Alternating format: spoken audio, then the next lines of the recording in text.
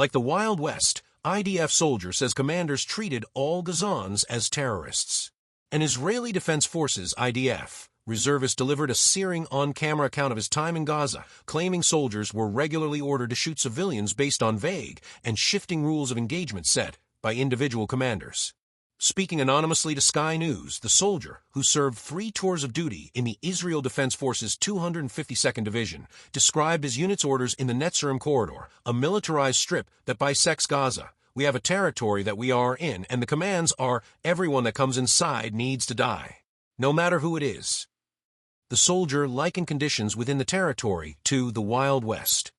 According to his account, soldiers would draw imaginary lines around houses they occupied, often previously home to displaced Palestinians, and treat anyone who crossed them as a legitimate target.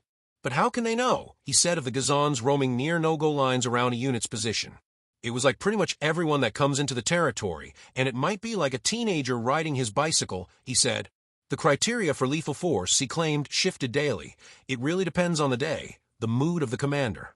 The soldier relayed how on one day a man crossing the boundary was shot, another later was captured. The policy then flipped back to shoot on sight. He continued, every commander can choose for himself what he does. So it's kind of like the Wild West. So, some commanders can really decide to do war crimes and bad things and don't face the consequences of that. They don't really talk to you about civilians that may come to your place.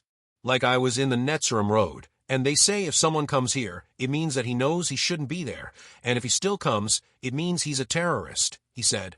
He added, this is what they tell you. But I don't really think it's true.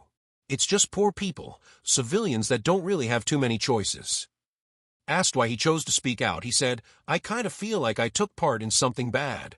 I think the war is a very bad thing that is happening to us and to the Palestinians, and I think it needs to be over. The Israeli military denied targeting civilians in comment to Sky News, stating that it operates in strict accordance with its rules of engagement and international law. Allegations of misconduct, it said, are passed to the appropriate authorities and investigated.